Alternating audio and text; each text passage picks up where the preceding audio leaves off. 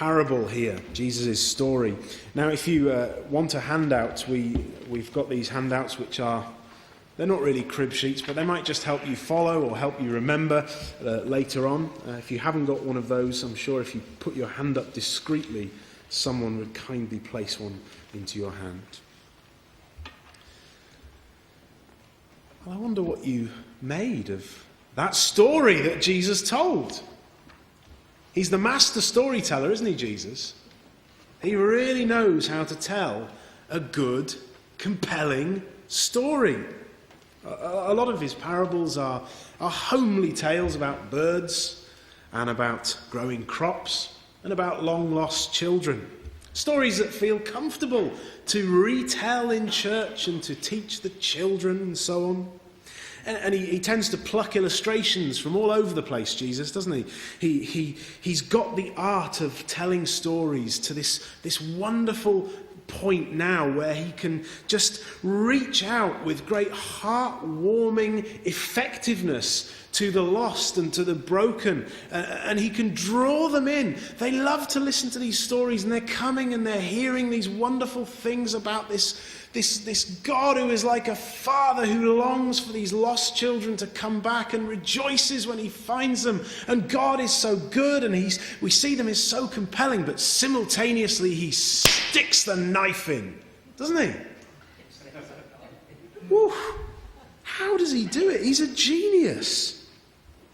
The righteous don't get an easy ride. How does he do it? All of these stories may have a wonderful feel, a familiar feel for us, and we enjoy hearing them. They're favourites. We like to repeat them to our children. So it was, of course, with great relief last week where the wasteful life of the younger brother wasn't something that Jesus dwells on. We don't need to know about those dirty and nasty things. That's good, because we righteous, moral folk in church don't want dodgy stories from Jesus. No. We don't want illustrations from the world which sully the pulpit. We don't need to learn anything from that unclean world out there, do we? We don't want to use any of their wisdom at all. No. We're above such things here in the church. Well, what do we make with Luke 16 then? Jesus tells a story about an extremely dodgy accountant. Clearly not a believer, this fella. And what's more, Jesus seems to recommend this guy's attitude and behaviour. At least it appears that way on the surface. And he says there is something we can glean from the unrighteous ways of the world. It's interesting, isn't it? Deeply challenging, perhaps, to us. And then next week, we get a horror story from the very depths of the earth. A man's on fire, and he's not dying, and he's in agony. It's horrible. Frightening stuff. Luke 16 does not sit well with the righteous who like their nice little stories. And it's partly to do with the nature of the story, the way Jesus is telling it. He's drawing from unlikely sources. He knows exactly what he's doing. There are obvious problems with some of the things he's saying. You know, this unrighteous manager, it's not all good, is it? But he's using it to create that effect. Drawing in, instructing the church, but to stick the knife in on the righteous. So verse 1. There's no particular introduction here. He just kind of cracks on and tells this story of the dodgy accountant. But we discover later on in verse 14, actually, that there are some eavesdroppers.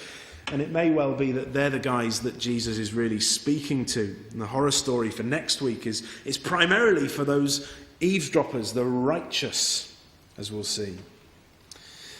So he's saying things deliberately to upset some people who are legalists, loving to add law upon grace, who feel superior in the way that they've withdrawn from what they think is the worldly things of this age. But actually, Jesus is going to expose them and simultaneously teach us and his disciples what attitude we actually should have to the things of this world. The commodities, the practices, the ideas even.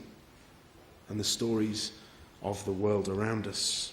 Far from shunning entirely what is out there, Jesus thinks, no, there's lessons to learn here. Let's use the world for kingdom purposes. The righteous are listening in, and he tells the story. And this is how it goes. A rich man, he had a manager to kind of look after all of his affairs in his estate. Fairly normal situation, I'd imagine. But it turns out that this manager was actually not a very good one, and he was wasting this rich man's stuff. And so the rich man calls him in, and he says, "What's all this I hear about you and your wastefulness? You need to clear your desk, mate, and give me the account book. You're fired." Yeah? And this man realizes his predicament. It's judgment day for him, isn't it? As far as his employment is concerned, the outcome is set. His status in the community is in jeopardy. What is going to happen next?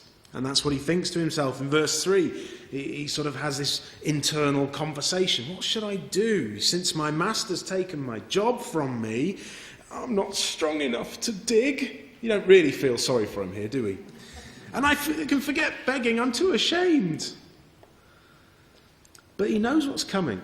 He knows that there's been that line in the sand, that judgment has come, and he's got to try and do what he can in order to win people for himself, so that he's not completely stuck out. This is what I'll do, he thinks, to have some credibility, a bit of a future tomorrow. I'll go to the master's debtors, the people who owe him some money, and they won't know I've been fired, presumably, and I'll offer them this healthy discount, thereby ensuring that I will be Mr. Popular forever with these people. And then maybe they'll think he got fired because he offered a ludicrous discount, but hey, he's my friend, I don't mind about that. They'll invite me into their homes. They wouldn't do that if I was a beggar.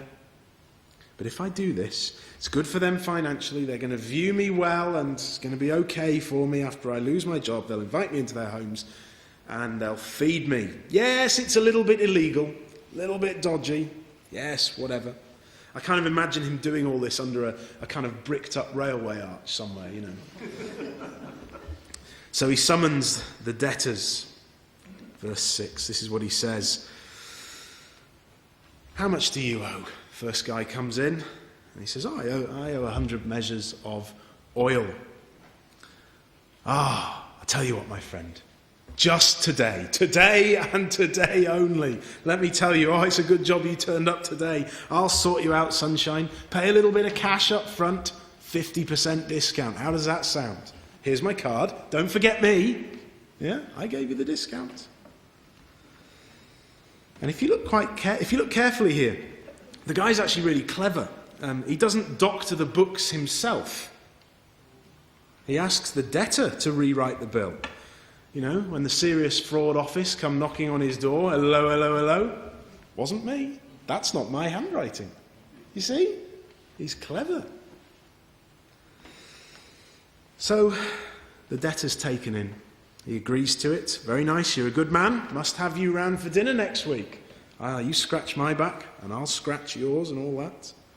Where do I sign? Deal done. Next guy comes in, same situation. This time it's only a 20% discount. But still, that's not bad, is it? Sweetens the deal. So this guy, initially, it turns out he's wasteful and he's squandering it. He gets the sack. He's too lazy to dig for a living. He's cheated his master. He's sold him short with his debtors just so he could kind of win their favour and get into their house. And, I scratch your back, you scratch mine, and it will be okay. And he's done all this. He sounds really dodgy, doesn't he? What a shark. But here's the amazing thing. The master says in verse 8, that he's commended for his shrewdness. He actually gets complimented.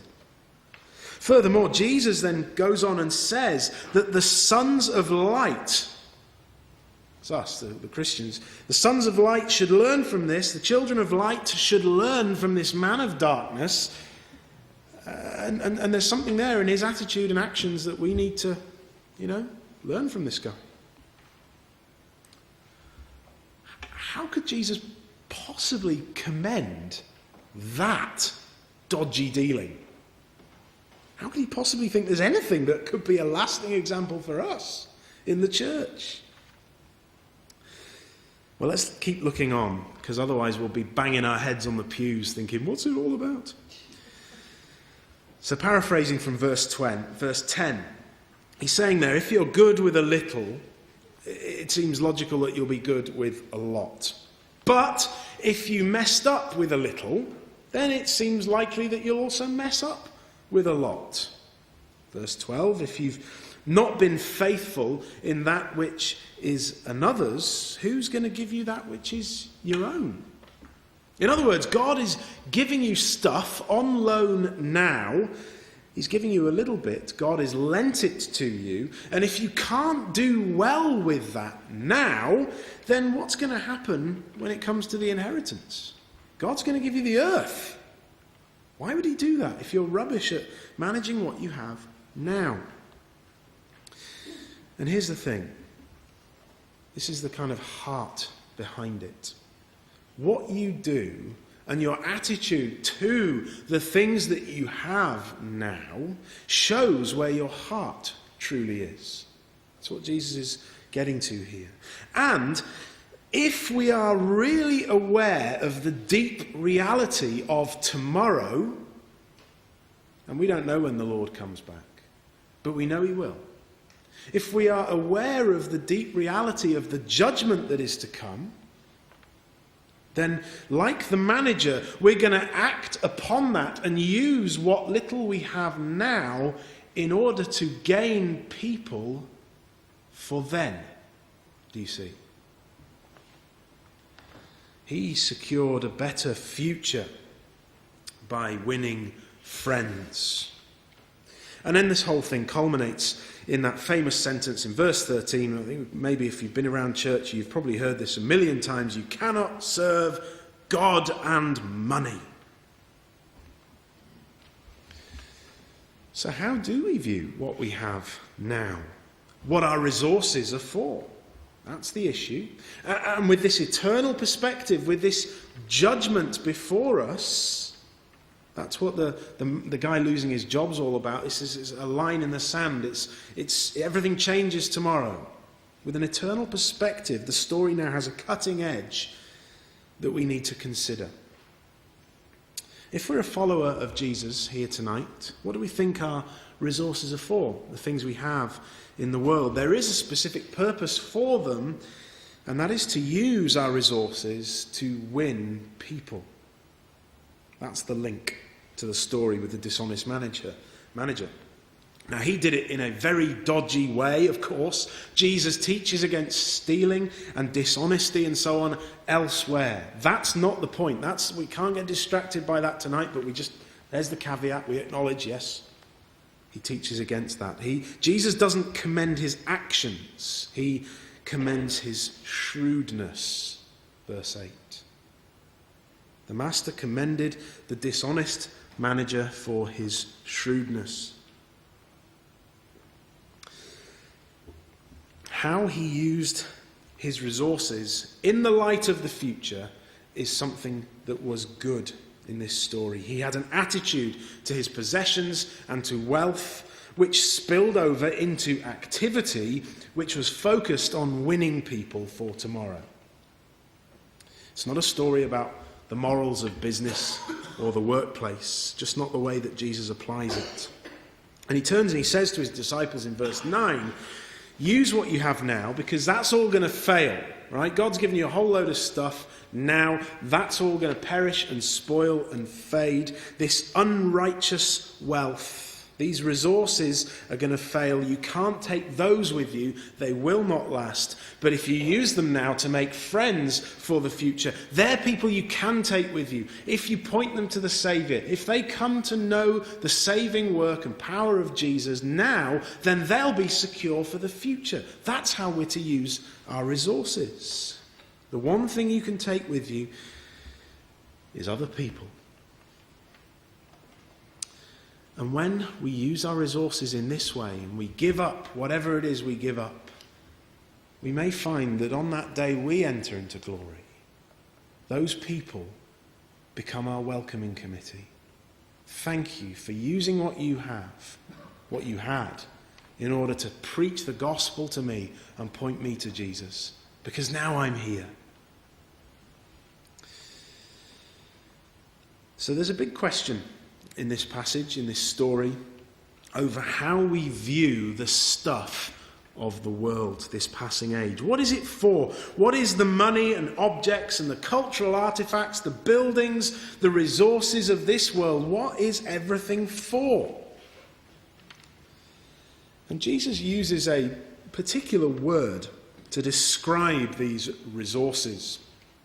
It's translated here unrighteous wealth, but if you look at your footnote, you see that it's actually this Semitic phrase mammon that's underneath it. Maybe you've heard that before, but don't immediately assume that we think mammon equals money, full stop. It doesn't work like that. Mammon isn't just money. It's an attitude. It's capturing what wealth is used for. It means the wealth and riches we have now being used selfishly for the present time. That's the crucial distinction. Mammon is this thing and this purpose which is sinister, which is all about me, which is all about establishing good things for me now, kind of earthly dwellings. And so you see there's this parallel there in verse 9 when we think about this, where we think mammon has this association with earthly dwellings now, and then he says actually use that in order that you might be able to have people who welcome you into eternal dwellings. There's a little switch there. It's very clever. So it's important we understand that when we look at that phrase, you cannot serve God and money, mammon, unrighteous wealth. He's not actually saying you cannot have money. He's not saying that. Or you have to choose between God and money. That's not what he says. You cannot serve God and money. So in this world, Christians, as children of light, we're in the world, we are always going to have something of that, aren't we? We're going to have some resources, we're going to have some money. It may be lots, it may be a little, but we've got resources, we've got a culture, we've got buildings, we've got kind of history, we've got music. There's all these things that are there that we may have, and we do have in the here and now. So this is what we need to be thinking. What are they for? What is this for? And if we think these things are for me, for now, for my present dwelling, to make my life comfortable, to make my world good, to make security for me now, to establish myself and justify myself now, then we are serving mammon. We're using these things, serving mammon, that purpose. If you think your best life is now, that we ought to have a prosperous and happy now, then we serve mammon and we hate God. It's very strong. There's no grey area. But to serve God, and that's what the children of light, that's what we do, isn't it? Serve God. We use this mammon, this unrighteous wealth. We don't get rid of it altogether. We use it for kingdom purposes. That's what this story of the dishonest manager is all about. And that's why it's tied people up in knots for so long. Using the unrighteous wealth of the world in order to win friends for Jesus. So let's use what we have now, and let's use this unrighteous wealth, because it's only going to perish, it's only going to disappear, it's only going to burn a hole in your pocket. It's no use for anything really in the present time when we need to live and all that, but let's use everything else we have to win people into the kingdom. And here's the link again. The world is very good at financial planning, at creating nest eggs, at thinking through strategies for financial security. Now we need to be cautious and we need to be wise and godly in how we look at what's out there, but we can learn things from Mr. Pinstripe in Canary Wharf. We need to make sure that we invest wisely in soul winning. We need to make sure that we are planning to do things in order that we can release resources so that we can have people who are going to be winning people for Christ, serving the church. Its primary use is not for building now, that's mammon. I want to tell you about a hero of mine, a guy called John Wesley. I'm sure you know who he is. His brother Charles wrote most of our hymns. All the best hymns were written by him. And Wesley was a leader in the church leader in the 18th century, and he was committed to evangelism. He was very successful in open-air preaching, and under his ministry there were many thousands who came to faith in Christ. And Wesley was actually a very, very wealthy man. Maybe you didn't know this. He was a fellow at Oxford University, so he lectured there, and he received a very good salary from the university for all that he did. And Charles was writing these hymn books, and they were getting printed, and they were getting churned out, and he was making a fortune off of his hymn books. Very wealthy brothers. And John actually initially quite liked being wealthy. He spent money on brandy and cigars like you wouldn't believe. He lived it up. But that all changed when he observed the poverty of his cleaner. Perhaps the result of that kind of made him limit his expenses so that he'd have something to give to the poor. And so he actually writes down, and you can read this as details of all he did. He wrote down his accounts that year when he had this moment and when he thought about his cleaner. He accounts that year that his income was £30 a year, right? And it's almost impossible to try and... What is that in today's money? It's really difficult, but some people will guess that's about £100,000. That was his annual income. That's pretty healthy for a single man, isn't it? 100 grand? And his living expenses, now with a bit less tobacco and brandy, £28. So that's 93 grand. He's living well, obviously. But he had £2 to give away, and he did. He gave it away. The next year, his income actually doubled. But he still managed to live off £28. Now he has £32 to give to the poor, and he did. And then the next year, his income went up again to £90. So now he's got £68 to give to the poor. So as his standard of his income went up, instead of increasing his standard of living, he increased his standard of giving. Do you see? One year he actually earned £1,400. That's just chin-droppingly enormous. I mean, multi-millions of pounds. He probably that year was the wealthiest, the highest earner in the entire country. John Wesley, the preacher. But he still lived off £28, and he gave it all away. Wesley actually believed very strongly that Christians should not aim to pay a tithe. He said that was arbitrary and frankly quite stingy. He believed that once the bills were paid, literally everything else had to be given away. And he wrote in 1744, he said, "When I die, if I leave behind me £10, you and all mankind may bear witness against me that I have lived and died a thief and a robber." He actually died with a collection of silver spoons. That's all he had to his name, some spoons. And he was probably quite annoyed about that, I'm sure. Wesley used what he could to win people for Christ. He understood how to gain and then use the unrighteous mammon. He invested it in the only place that mattered, in the only thing that doesn't eventually perish, and that is our souls, which are immortal. He knew the true value of people, and he knew how to use his wealth and possessions for that. Wesley wasn't against money at all. In fact, when he preached on money, he often used to say, this was what his opening gambit in one of his sermons, he used to say, gain all you can, get as much unrighteous mammon as you possibly can, basically accumulate wealth like there's no tomorrow. And then he said, save it And by that he doesn't mean like put it in a bank forever and never touch it. He means don't spend it on yourself. He says, don't just gratify yourself with wealth.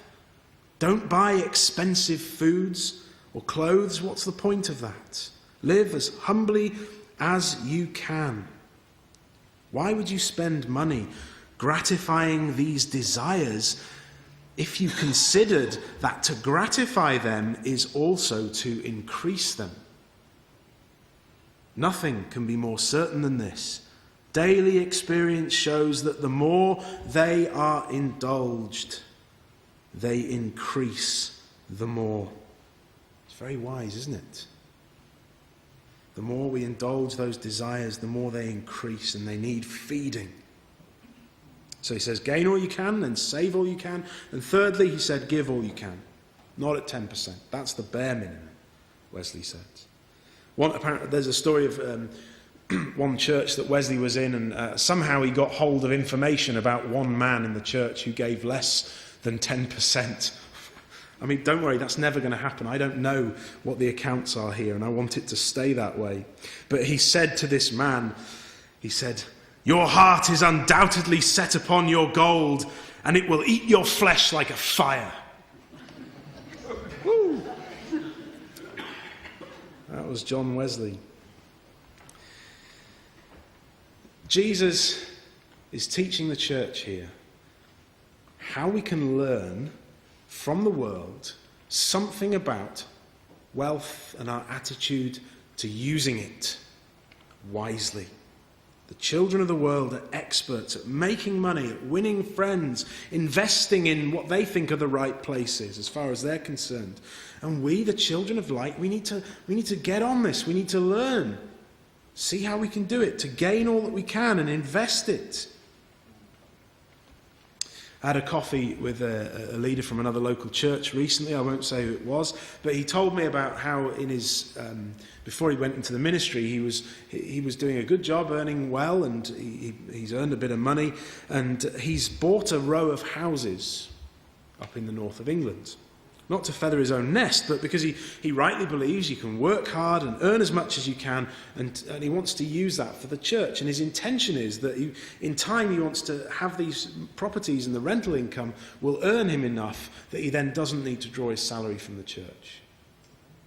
And that money can then go a bit further into youth work and into pastoral care in the church. It's a very, very good thing. But when we see our wealth as something we can focus on for now and to build our kingdom here, then it becomes mammon. That's what we cannot serve, one and the other. That's the black and white thing here. Again, verse 9. Make friends for yourselves by means of unrighteous wealth, so that when it fails, they may receive you into the eternal dwellings. It's staggering that Jesus says this, but he does. As those who are in the world but not of the world, we've got to use the resources and artifacts of this world for the church. Never compromising on the truth, of course. The gospel's always the main thing, and we discern with wisdom how to use stuff, but we've got to learn from the world. Now, here's where the knife starts to sink in. Verse 14. The legalists will scoff at this kind of idea just as the Pharisees did. If you see, the Pharisees were all about hoarding for themselves. Actually, more than just treasures. If we think about the Phariseeism there in the first century, we know that there's a lot more to it than just wealth. You know, they would sort of be, look at me, look at what I've done, look how holy I am. The problem was that they were concerned to justify themselves before man. They wanted to build this status now, make it known that they are the righteous ones, the holy ones. All our wealth, our whole attitude, it's all focused on now. It's me, it's me, it's me, it's now, it's look at me. And that is mammon. You justify yourselves, but actually you're an abomination I think Jesus uses that word, and it's forceful and it's hard because of where he goes next, speaking about the law and the prophets. I wish we had a bit more time to look at this, but we don't. I'll just briefly move through it. But the Pharisees thought that they knew what the law and the prophets was on about. That was their thing. They thought that they, with knowledge of the law, they could ascend through the ranks of God's kingdom like they're climbing a ladder, doing the things that it says, earning their way, justifying themselves in the eyes of God and of men. But the law and the prophets are not about justifying yourself. They're about telling you that you cannot justify yourself, that you are dead in the flesh, you have no hope outside of the Messiah, and they point you to the Messiah who is to come. The Pharisees were such an abomination because they were making God's law into mammon. That's why Jesus is so forceful and direct. Appropriating for themselves the things of God, not the unrighteous wealth, but the very word of God, the law and the prophets, to serve themselves and to build for themselves now and prove great things even to God. They were so wrong. The law and the prophets point people to Jesus. We can't save ourselves. We need someone to come from heaven, from outside of ourselves. Somebody who cannot and will not fall into the same patterns of sin that we do. And who can live a perfect life. One who can acquire righteousness sufficient for all mankind. And who can do that but God and God alone, as he sends his Son, who takes the form of man to this earth to do this for us. To live that perfect righteous life, and then to die the death that we actually deserve because we can't do this stuff. Dying in our place, and then rising again, defeating the great enemy of death. We can't do that. Not even the best super Pharisee can beat death. The good news of the gospel, which holds out that Jesus is this Lord who's come and done this for us, is the thing we're supposed to use all of this world's resources for. But the Pharisees didn't see it that way. When the gospel is preached, we see here that people are urged into the kingdom. You just check your footnote there. It says people urge their own way in, but actually it makes more sense because of what else Jesus is saying here, that actually the gospel is forcing them into the kingdom. So how do you, friends, view all that you have tonight? How do you view the things of this world? Are you using what you have to point people to the Saviour? That's what all your stuff is actually for. That's what your gifts and talents are for. If you're a great singer, if you're a great fisherman, if you're a great cake baker, I don't know. God has given you these gifts, these things, and we are to use them faithfully. That's the point of verses 10 to 12. Being faithful in that which we've been given, so that we will see many won for Jesus. Because all this stuff's going to pass away in the end. So let us use it now for kingdom purposes. If we use it for ourselves, for our own pleasure, to establish our own kingdom, our own palaces, our own righteousness, we serve mammon and hate God. But if we use these things to serve that great gospel purpose, we love God and we hate all this mammon. It's rubbish. It's going to perish. Let's use it properly. We need to be warned. This stuff has that sinister power to corrupt us. So we need to invest it in the one thing that lasts. Those words from Wesley to that man, it's going to burn you like a fire if you hold on to it. So let's invest it. And if you want to find out and think more about how we invest it and what the view here at the tab is on giving that goes into greater detail, there was a sermon preached on April the 24th in our Practical Church series, which addressed the subject of giving with great detail, I think. So go back and listen to that if you've got questions. So if you've got money left over in the bank at the end of the month, lest you become a pathetic golem purring over your precious, letting it eat you alive. Invest it in the kingdom. Get rid of it before it eats your flesh. Secondly, could you consider cutting back your spending so that you can give more?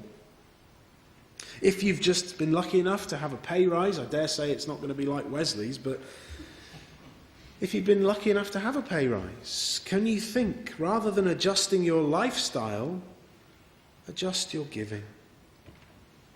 Why not try just increasing your standing order to church by £20 a month and just seeing if you can get by? Just have a go. You might not be able to, and you change it, but have a go. Just see. If you have addressed this delicately, if you have a legacy in your will, and I know that sometimes that's the only way we can release the assets that we have that are fixed after we die, that's fine. It's a great way of doing that and distributing what we have. But if we have liquid assets that are sitting there waiting for the time we die, let me just say gently, it's not the most sacrificial way to give. Because you ain't going to miss it. You'll be dead. Why not have the joy of seeing it at work now? It's a suggestion, that's all. Win friends for Jesus, these folk that you might meet in this life, but certainly will be there in the next to greet you into the eternal dwellings. Worldly people invest in places that they think are valuable. They act shrewdly, they win people through it, and Jesus commends that. And we've got to learn as children of the light how to use what we have so that this beautiful, eternal bride of Christ, the church, will be full to bursting, winning souls for Jesus. I'm sure you probably have many, many questions. I'm sure there's more we could say, but we'll leave it there. Jesus has done enough to open up our thoughts and to challenge our attitudes, to make us think what is there that we can learn about how we use the cultural artifacts of our day for kingdom purposes. Lots of us to think through, and if you're a young person, Steve is going to spend a bit of time with you in the kitchen, in the coffee shop, over tea and toast and discussion. Let us pray, and then we'll sing as we close.